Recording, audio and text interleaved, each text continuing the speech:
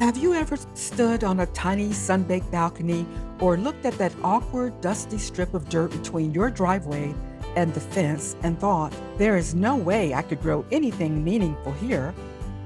Well, what if you didn't need a farm to grow a farm's worth of food? Most of us think we're limited by our tiny yards, but the future of how we grow our food is actually hidden right next door, right where you're standing. For the longest, we've been told that to produce your own food, you need the whole setup, the big tractors, the massive fields, and a whole lot of empty space. We see it every time we walk into a grocery store.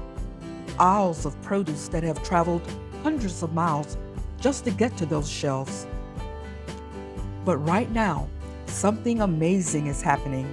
Regular folks with normal-sized yards and busy schedules are teaming up to completely change the game. It's called the micro co-op movement. And the best part is you don't need to own a farm to be a part of it. And you don't need lawyers or formal documents to begin one.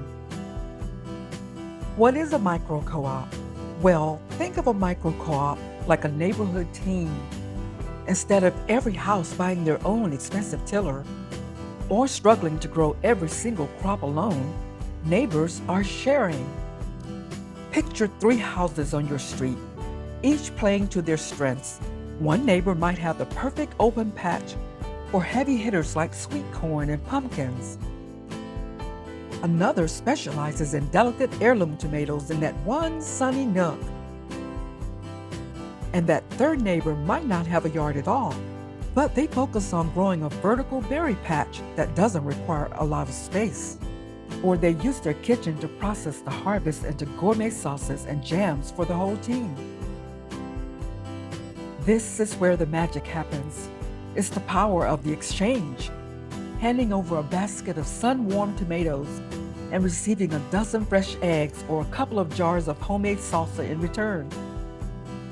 Here at A Farmer's Journey, we're building a community where we prove you don't need 100 acres to make a difference. You don't even need half an acre.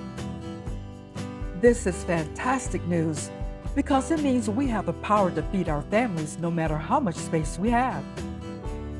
Listen, despite what we've been told, you don't need acreage to have a homestead. A few vertical towers can grow mountains of food when you focus on what grows best in your spot. What's more, in a micro co-op, you won't be alone. You have the support of the group. By working as a team, you share the workload, the harvests, and the lessons learned. And perhaps the biggest payback is truly local. We're talking about food picked 5 minutes ago, not food that spent a week in a truck. And you know exactly where it came from. Big changes don't have to start with giant, formal, complicated programs. They can start informally in our backyards, one neighbor at a time.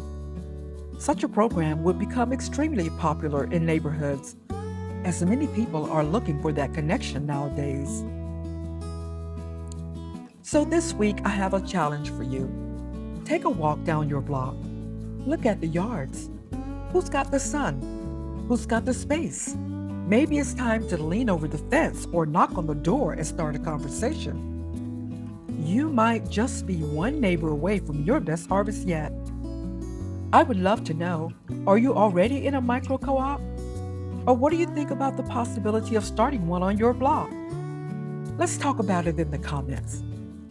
And make sure to subscribe so you don't miss our next deep dive into urban and suburban homestead sustainability. See you next time. Bye.